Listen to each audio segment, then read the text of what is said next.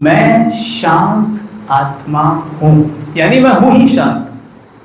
तो स्पिरिचुअलिटी हमें बता रही है शांति नॉर्मल है, क्रोध नॉर्मल नहीं है।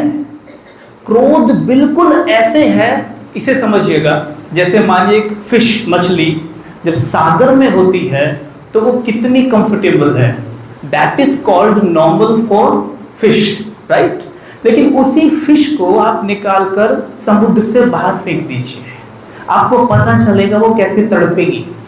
ये अब नॉर्मल है, अननेचुरल है उसके लिए। ठीक वैसे ही जब हम गुस्सा करते हैं ना, घृणा करते हैं, ईर्ष्या करते हैं, हमारा नेचर बिल्कुल हम वैसे ही दिखते हैं जैसे वो फिश पानी के बाहर पड़ी हुई तड़प रही है। We are very much uncomfortable. तो नॉर्मल शांति है, नॉर्मल प्रेम है, नॉर्मल दिव्यता है, नॉर्मल नफरत घृणा नहीं है।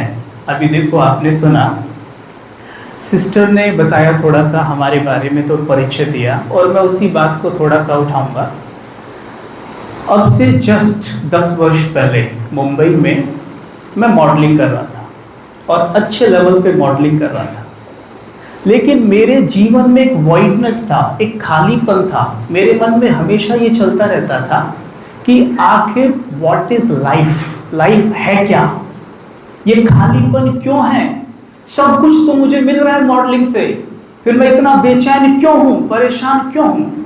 तो जब ऐसे ही घूमते घूमते एक दिन ब्रह्मा कुमारी आश्रम में पहुंच गया, तो जब पहुंचा, अंदर गया, तो मुझसे सिस्टर ने एक सवाल पूछा। सभी ध्यान से सुनेंगे। तो सिस्टर ने मुझसे पूछा, एक प्रश्न पूछा, मैं अपना अनुभव शेयर कर रहा हूं।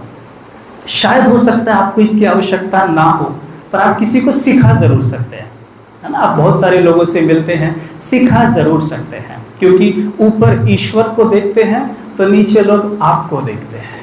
इतना ऊंचा औहदा आपका है कि लोग आपको ईश्वर की तरह ही देखते हैं, तो हम उन्हें बहुत कुछ सिखा भी सकते हैं।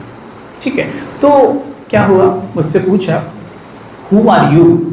मैंने बोला Kabir, my name is Kabir. उन्होंने फिर अपना प्रश्न दोहराया, हु आर यू। मैंने बोला आई एम अ मॉडल।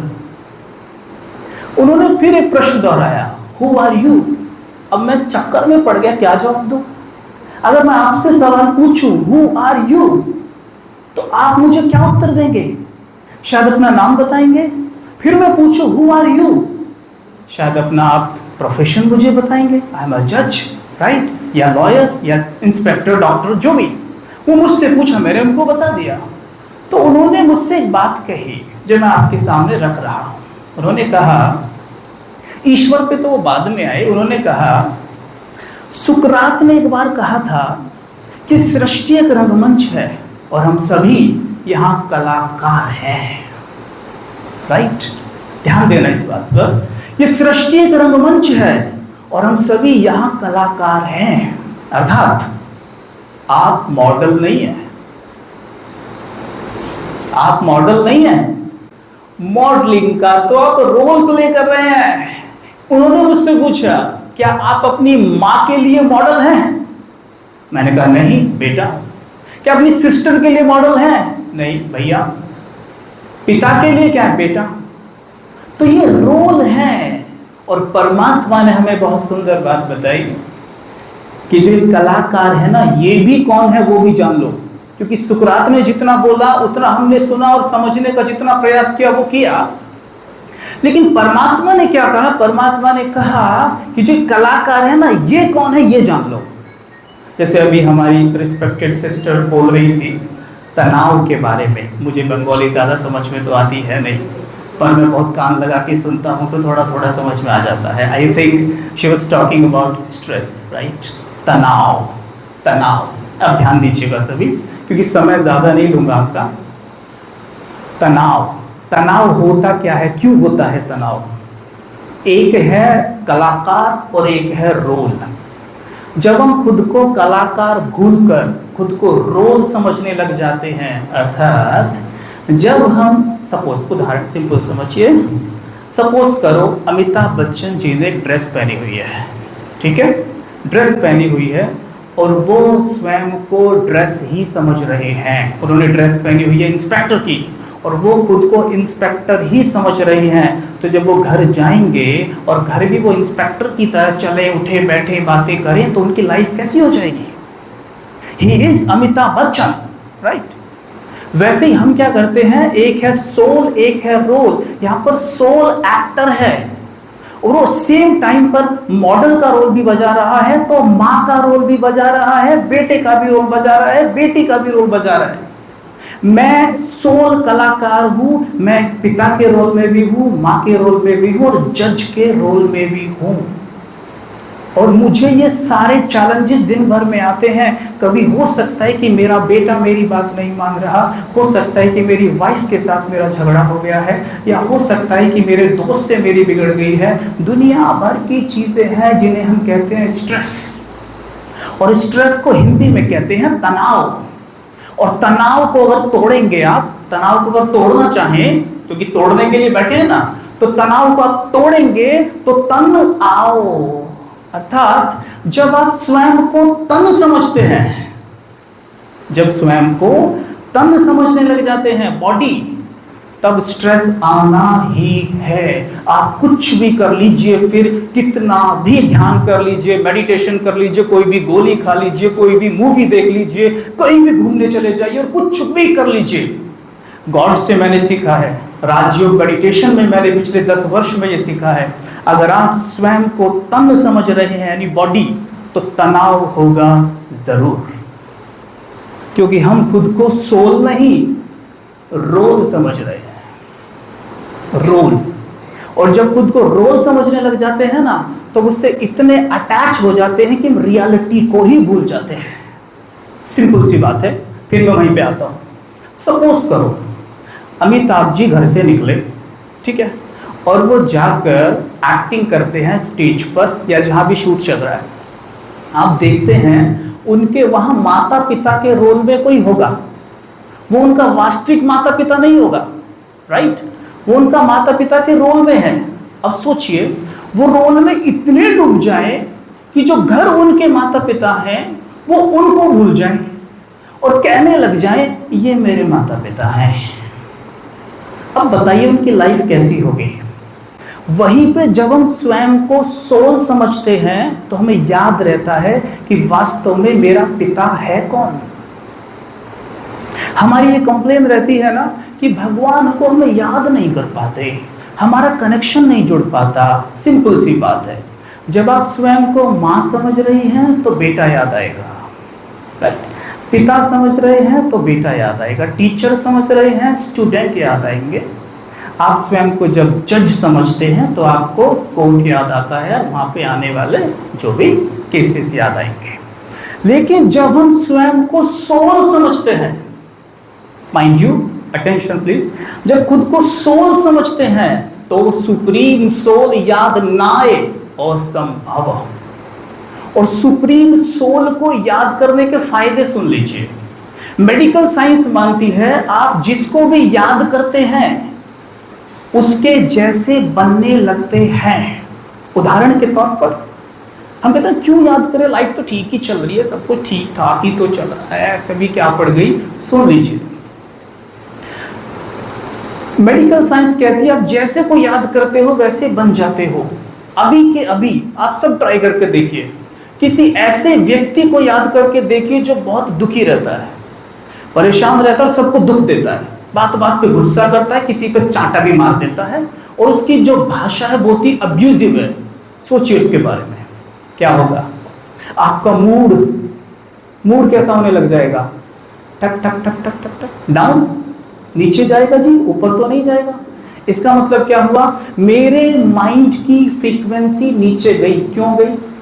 क्योंकि मैंने लो फ्रीक्वेंसी माइंड को याद किया, मैंने लो फ्रीक्वेंसी माइंड वाली आत्मा को याद किया, मैं उससे कनेक्ट हुआ तो मेरी फ्रीक्वेंसी डाउन चली गई। वहीं जब मैं हाई फ्रीक्वेंसी वाली सोल को याद करूंगा, जिसको हम गॉड कहते हैं, या आपके आसपास भी बहुत लोग होंगे जो हाई रहते हैं, जैसे कि सर है, मैं इनसे मिला हूं और मैं इनके लिए चाहूंगा एक बार आप सभी ताली बजाएं, क्योंकि सचमुच to be frank to be frank, मैं बहुत लोगों से मिलता हूँ और मैं इनसे मिल के बड़ा प्रभावित हुआ।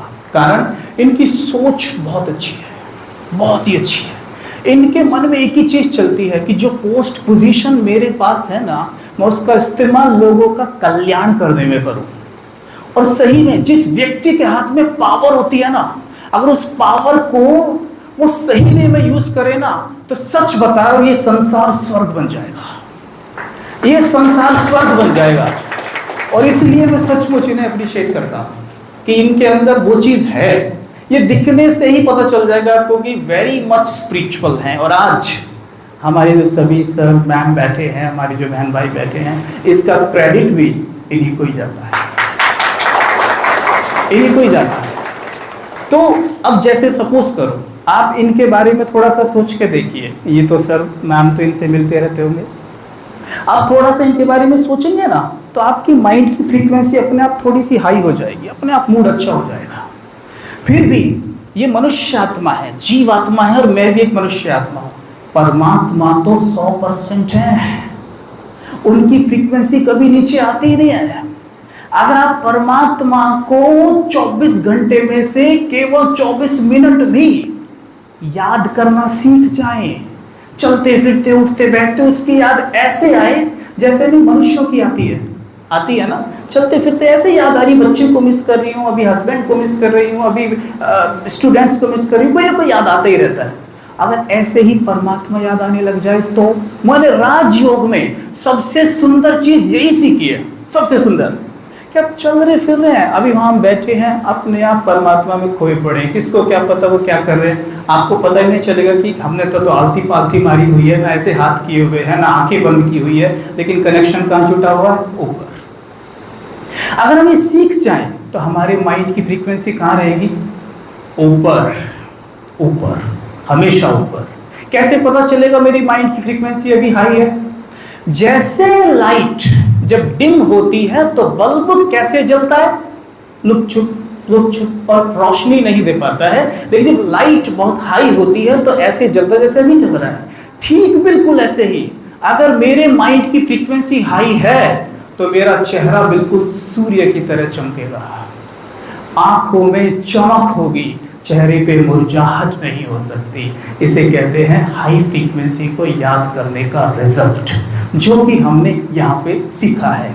और मैं सबसे रिक्वेस्ट करूंगा जो पहली बार आज आए हैं, कैसे भी समय निकालिए, कैसे भी समय निकालिए, यकीन मानिए आप निराश नहीं होंगे। अगर आपने रोज 15 मिनट भी दे दिए ना, केवल अगले 3 दिन के लिए, आप निराश नहीं होंगे। आप ये कहेंगे वाह क्या सीखा है मैंने, क्या चीज सीखी है मैंने, जीवन में सीखा बहुत कुछ। देखो परमात्मा कहते हैं पढ़ाई 2 तरह की होती है, गौर करिएगा सभी, पढ़ाई 2 तरह की होती है, एक होती है जिस्मानी पढ़ाई, एक होती है रूहानी पढ़ाई। ठीक है जी, अटेंशन प्लीज, रूहानी पढ़ाई और जिस्मानी पढ़ाई। ठीक है जी, क्या है ये थोड़ा सा बता देता हूं। मन है जी, मन है हमारे पास, इसको ऐसे समझते हैं, घर में एक छोटा बच्चा है, ठीक है जी, छोटा बच्चा है घर में। उस छोटे बच्चे को, यहाँ पे माताएं भी बैठी हैं और आप अच्छे से जानती हैं, पिताएं भी जानते हैं, छोटे बच्चे को क्या चाहिए जी। सबसे पहले अगर आपका बच्चा 1 साल का है, 2 साल का है, आप बताएंगे प्लीज कि बच्चे को, छोटे बच्चे को क्या चाहिए? छोटे बच्चे को सबसे पहले जो जरूर चाहिए, माँ। क्यों चाहिए माँ? क्योंकि माँ से उसको मिल्क चाहिए, दूध is very important for a baby, यानी उसको दूध चाहिए। ठीक है, अगर उसको दूध नहीं मिला ना तो बच्चा, अच्छा ठीक है, अगर हम उसे दूध ना पिलाएं और महंगे महंगे खिलौने दें, एक खिलौना हम ब्राजील से ले आए, एक अमेरिका से ले, एक ऑस्ट्रेलिया से ले आए, और उसको लाके रख ले बेटा खेल, क्या लगता है बच्चा खुश होगा? दूध नहीं पिलाया, बस खिलौने दिए, बच्चा खुश होगा? होगा?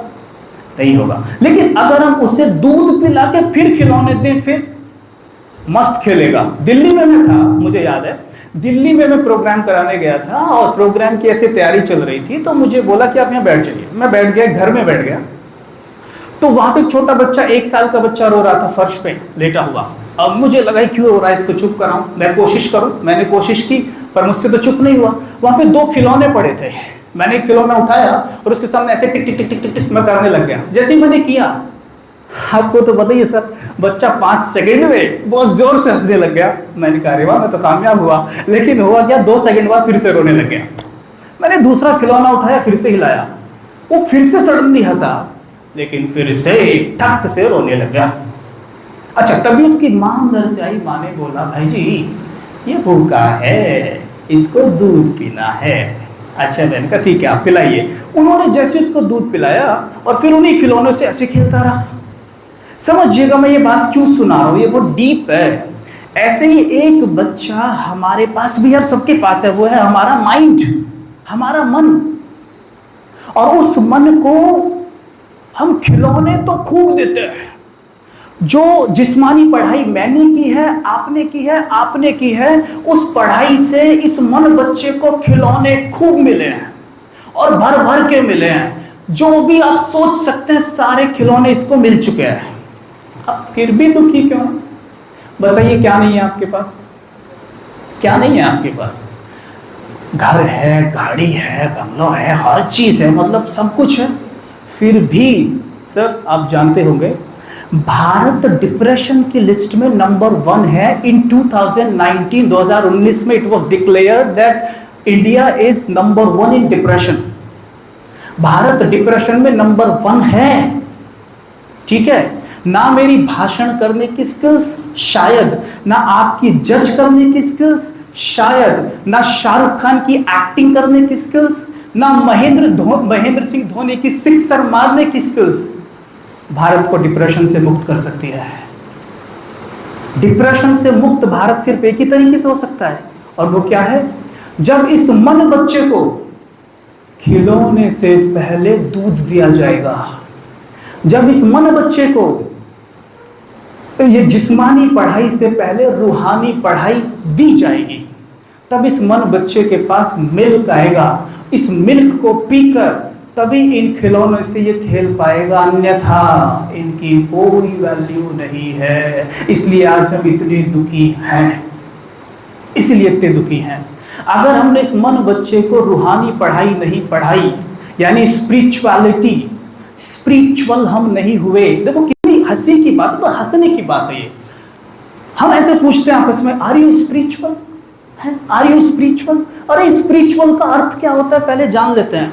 स्पिरिचुअल शब्द स्पिरिट से बना है, और स्पिरिट का मतलब होता है आत्मा, जो कि मैं हूं। मतलब मैं हूं ही आत्मा। और मुझसे ये पूछा जा रहा है क्या आप आत्मा? अरे मैं हूं ही भाई। मतलब मुझे ये पूछा जा रहा है कि आप स्पिरिचुअल हैं? कैसी बात है ये? तो मतलब इसके लिए आज हमें अलग से काम करना पड़ रहा है। क्यों? क्योंकि हम टोटली बॉडी कॉन्शियसनेस में, कोई भी स्कूल, आप किसी भी स्कूल में चले जाइए, कोई भी स्कूल हमें ये नहीं बताता व्हाट इज माइंड। हमें क्या बताया जाता है, क्या पढ़ाते हैं स्कूल में? हाँ, बॉडी की एक चीज, ईयर मतलब कान, नोज मतलब नाक, आई मतलब आंख। What is mind don't know. बच्चों को हम माइंड के बारे में बात करते हैं, मतलब ऐसे देखते हैं कि ये कौन सा सिलेबस आ गया सर। हाँ जी, सिंपल सी बात है, लास्ट बात बोल के खत्म करूंगा। किसी भी व्यक्ति के जीवन का आकलन अगर आप करने बैठते हैं तो उसे आप देखते हैं 3 चीजों का आकलन करेंगे सभी में, वो है तन, मन, धन। ठीक है सर, एग्री? तन, मन, धन, यानी मन कितना शक्तिशाली है या कमजोर है, तन स्वस्थ है या बीमार है, धन कितना है, राइट? ओके, बराबर। अब अगर अब हमें क्या सिखाया जाता है, पढ़ाई को, जो हम ये जिस्मानी पढ़ाई दी जा रही है, इसमें क्या कर देते हैं, ऐसे मन तन धन को उल्टा कर देते हैं। जिस्मानी पढ़ाई में क्या होता है, मन तन धन उल्टा होके हो जाता है धन तन मन। यानी धन पहले नंबर पे है, तन दूसरे नंबर पे है, और मन तीसरे नंबर पे है। यानी हम 24 घंटे में से बहुत सारे घंटे धन कमाने को देते हैं, फिर जो समय बचता है उसे तन को स्वस्थ करने के लिए देते हैं। और जब मन की बात आती है तो हम कहते हैं मन पे भी काम करना होता है क्या? मन पे भी काम करना होता है कि ये तो हमें किसी ने बताया ही नहीं। लेकिन सिंपल सी बात है, मैं शुरू में क्या आया, दैट वी आर सोल्स, हम आत्मा है। हम सभी प्रकृति का आधार लेकर पार्ट बजा रहे हैं। प्रकृति का आधार मतलब प्रकृति के 5 तत्वों से शरीर बना है और शरीर में बैठकर हम पार्ट बजा रहे हैं। सिंपल। तो प्रकृति के जो नियम हैं आप उनका उल्लंघन नहीं कर सकते हैं। प्रकृति का नियम क्या है? अगर आपको, सिंपल मैं क्वेश्चन पूछ रहा हूं, आप जवाब दीजिएगा। अगर आपको मीठे फल चाहिए तो वृक्ष को खाद पानी कहां देना चाहिए? आप भी सर बता सकते हैं, कोई भी बता सकता है। अगर मुझे मीठे फल चाहिए तो खाद पानी वृक्ष को कहां देना होगा? हाँ जी, ठीक है सर, मतलब बीज को देना होगा, राइट? तो मुझे क्या मिलेगा? मीठे फल। हम प्रकृति का आधार लेके पाठ बजा रहे हैं तो प्रकृति के नियम का उल्लंघन नहीं कर सकते। लेकिन यहाँ हमने क्या किया? खाद पानी किसको दिया? धन को सीधा। जब समय बचा तो तन को, और मन बीज है, तन वृक्ष है, धन फल है। मन बीज है, तन वृक्ष है, धन फल है, और हमने धन को सीधा खाद पानी देने का प्रयास किया है। इसलिए जो धन हमारे जीवन में आ जाता है ना, आपने गौर किया होगा कुछ लोग धन को माया भी कहते हैं। हाँ जी, कहते हैं सर। कुछ लोग धन को माया भी कहते हैं और कुछ लोग धन को संपत्ति कहते हैं। Am I right or wrong? अगर गलत हो तो आप बोल सकते हैं। धन को कुछ लोग संपत्ति कहते हैं, कुछ लोग माया कहते हैं। आपने कभी गौर किया इस पे कि धन माया कब बन जाता है और धन संपत्ति कब होता है? बिल्कुल सिंपल, जब आप बीज को खाद पानी देके धन प्राप्त करते हैं तो वो होती है संपत्ति। लेकिन जब हम धन को प्रायोरिटी देते हैं, धन को ही बीज बना देते हैं, धन को ही खाद पानी देते हैं, तो वो बन जाती है माया। माया मतलब जो मेरे जीवन में केवल दुख ही लेकर आती है, केवल दुख ही लेकर आती है। सिंपल समझा देता हूँ एक उदाहरण से, छोटा सा उदाहरण है। एक बार मेरे पिताजी, उनका मोबाइल खराब हो गया तो वो एक मोबाइल शॉप पर गए, पड़ोस में ही थी। ये पिताजी मोबाइल के बारे में कुछ नहीं जानते, ज़ीरो नॉलेज। मोबाइल खराब, गए मोबाइल शॉप पर, भैया मोबाइल ठीक कर देना। तो उसने कहा ठीक है अंकल जी, बैठो मैं करता हूँ। तो उन्होंने कहा ठीक है दे। उसने देख के कहा अंकल जी आप ना इसमें छोटा सा प्रॉब्लम है तो अभी मैं ठीक करके देता हूँ। तो पिताजी बोले एक काम कर, तू कर दे, मैं बाद में आता हूँ। नहीं नहीं नहीं, अरे छोटा सा प्रॉब्लम अंकल जी, बैठो अभी करके दिया। ओके ठीक है, बैठ गई। उसने 5 मिनट में सर वो मोबाइल ठीक करके दे दिया।